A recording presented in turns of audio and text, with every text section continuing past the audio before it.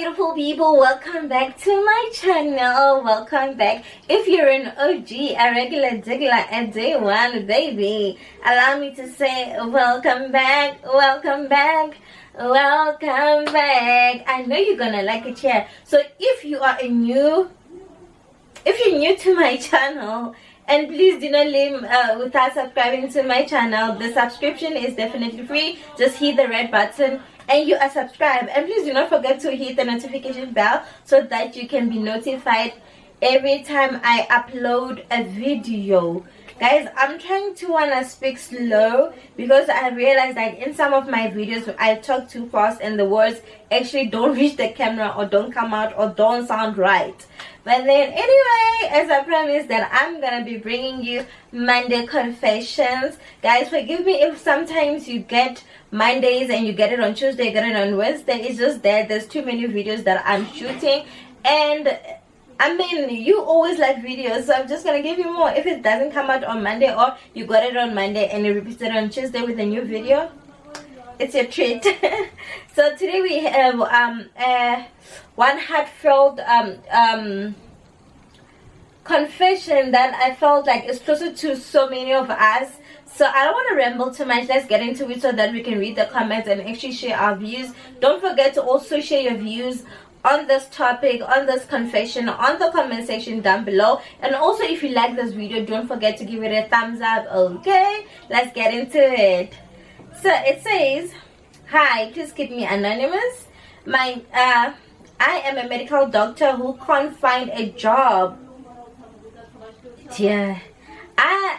Okay, let me start from the beginning. I am a medical doctor who can't find a job. I apply, I go to interviews, but dololo, I can't even afford paying rent. Shame.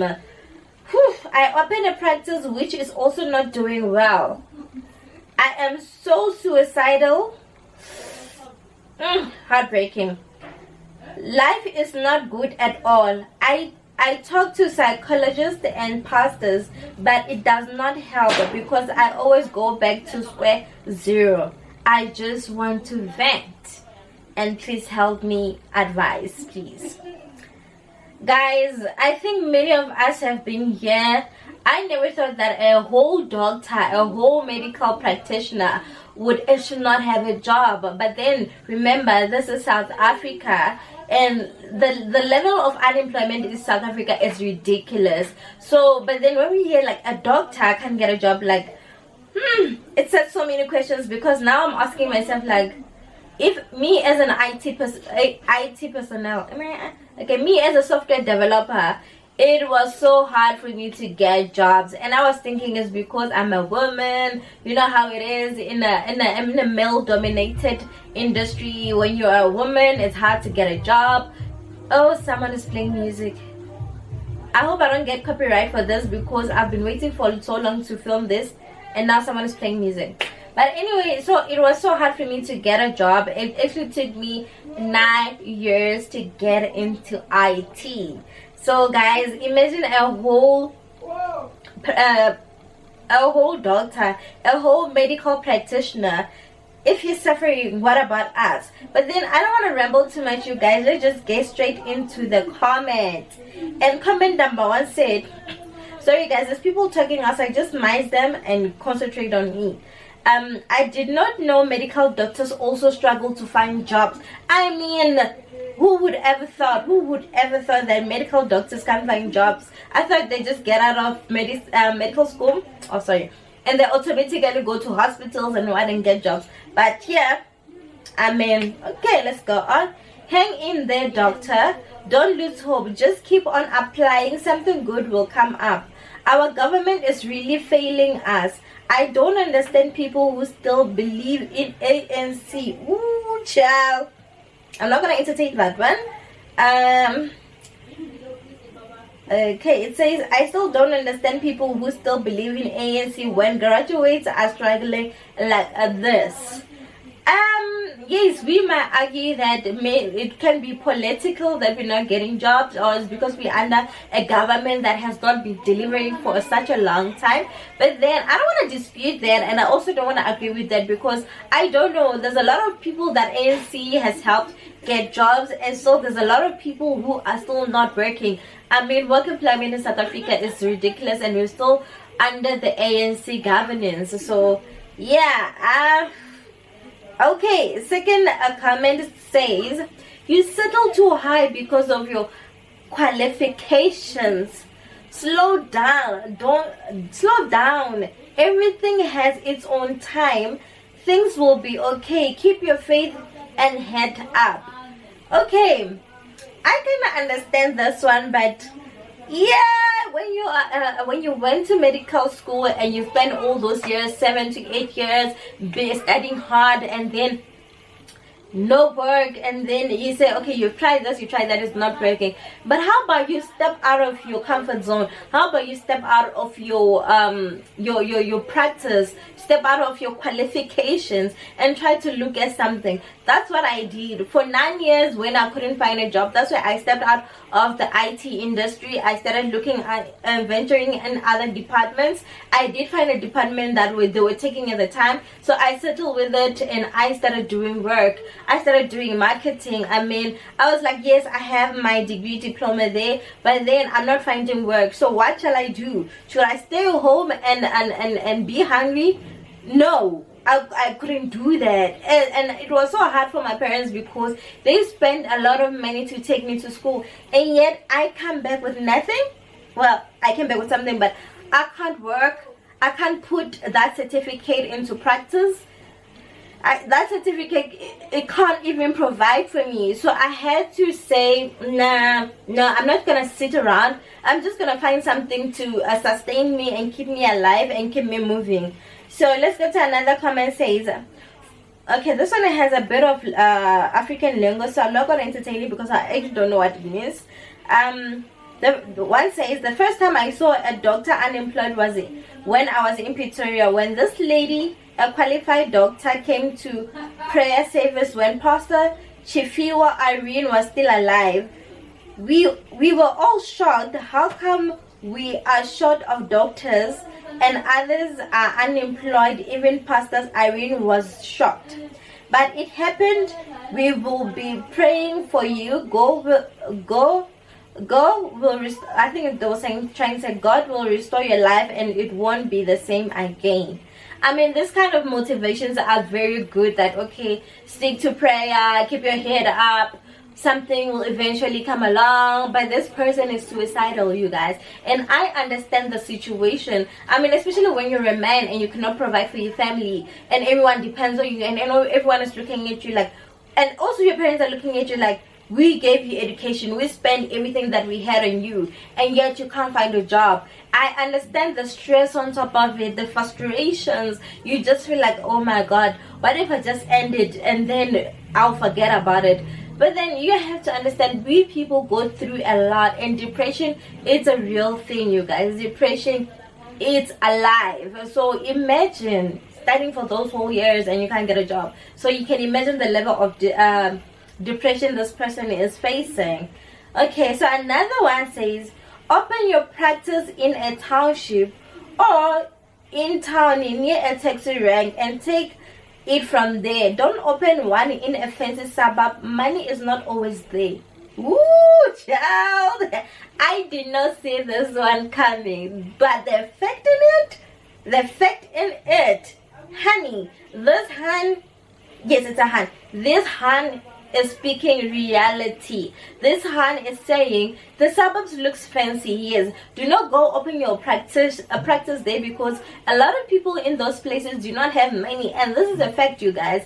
As much as we envy those big houses, luxury cars, but those people don't have money. But who has money? Most of us in the townships, most of us who are in the taxi rank are always sick. I mean, the congestion in taxi rank makes people sick. So when you are actually in a place where it's very open for people to find you, like very accessible to the community, it's a good start. It's a good start because everybody is sick. I mean, COVID came with different different stages, and people needed to go to doctors every day.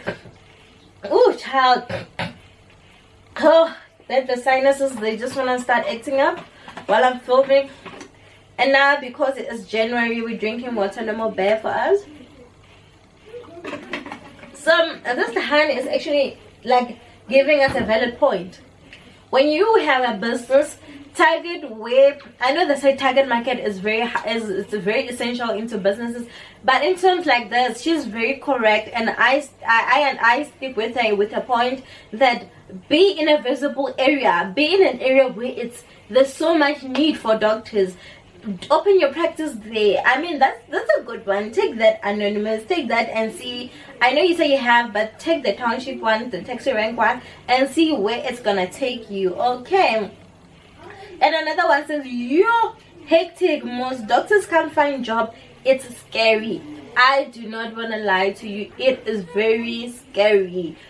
Like as I said previously, like you will think that once you finish your doctorate, you automatically gonna be called to a hospital or to a clinic to say come and work there. But then if doctors do not have occupations, do not have jobs, what about us who we just did your ITs, your HRs, your business admins? You understand? What about us?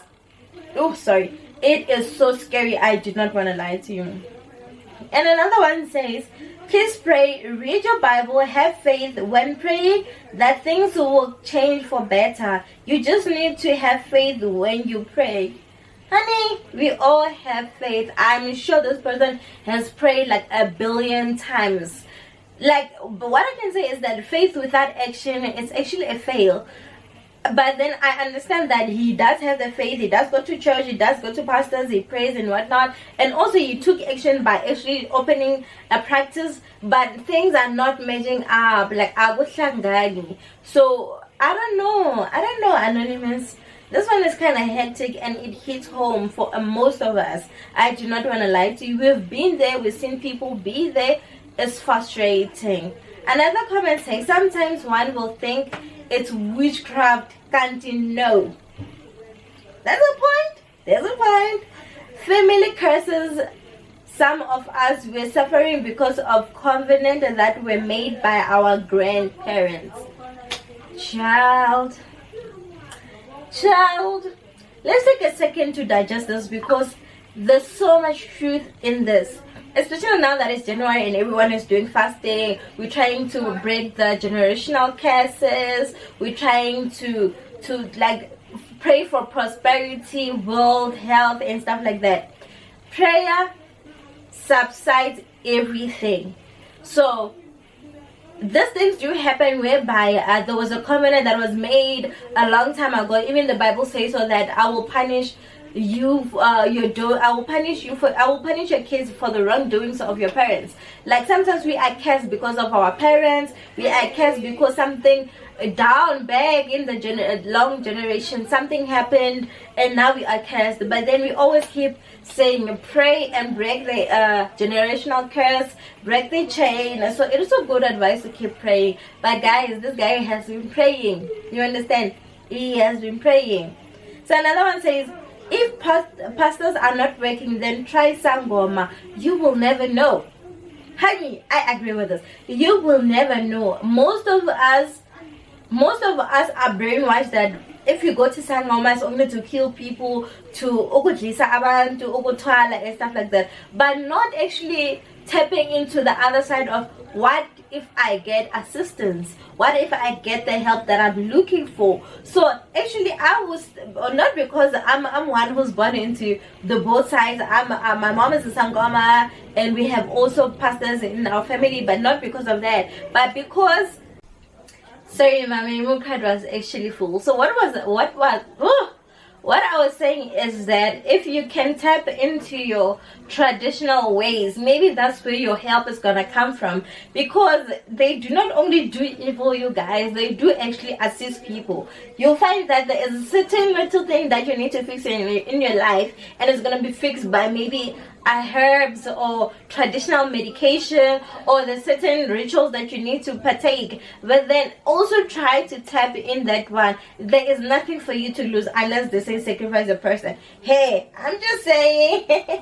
So guys, let's go to another one. The other one says, some people, before you advise, you need to see the particular person. I'm afraid some advice will be one-sided, like they think it's spiritual. There is a lot to look at before advising. Yeah, very true, very true. I agree with you on that 1000%, because remember, we do not have the same practice, we do not have the same faith, we do not have the same religion, so it is hard to advise a person while you do not know them. And unfortunately, in this case, we do not have a picture, we do not know this person's lifestyle, we do not know how they're about, so we're just giving advice in terms of like what we think could actually help, but then it's up to them if they take it or not. I mean, we are just here to share comments, we are just here to share our views on things. So yeah, but then I understand what you're saying. So another one, guys, I'm gonna make this the last one. I don't want to make these videos very long because I've noticed you guys are not watching till the end. If you're watching till the end, give me a pink heart. Give me a pink heart on the comment to show that you're still within the video, okay? It is very sad that our country brings doctors in from Cuba and other countries while our own are unemployed. Child, this is the sad reality. This is the definitely sad reality of our country. My God, like the number of Cuban doctors that are being transferred to South Africa is a lot. As we could see by the time at the COVID times, there were a lot of Cuban doctors that came to assist in South Africa. But where were our South African doctors? Why is it that our South African doctors are unemployed? Why couldn't they take them to assist, take them, employ them? What is wrong with our employment? Like, it's so sad. It's sad that we're elevating people from other countries, but then we cannot elevate our own. It is so sad. This is actually, I just have a small scenario in my head. This is like the same thing as like someone who has businesses, but then they can't elevate their own people, their own families. This is like almost the same thing. It's like with us, we don't want to elevate our kids that are studied in South Africa, that are South African, that are South African babies, but then yet we say Cuban babies, come here, Cuban babies, do not worry, we got jobs for you. Come work here, we'll accommodate you, we'll pay for your food and stuff like that. It's so sad. It's the sad reality of South Africa today. So guys, please, if you did like this video, please do give it a thumbs up. Let's make it a norm that every time you watch this video, give it a thumbs up before you can watch it. It helps me be recognized by YouTube. So guys, please do not forget to share your views on the comment section. Hey guys, let's interact. Anyway, till the next video, is bye for me.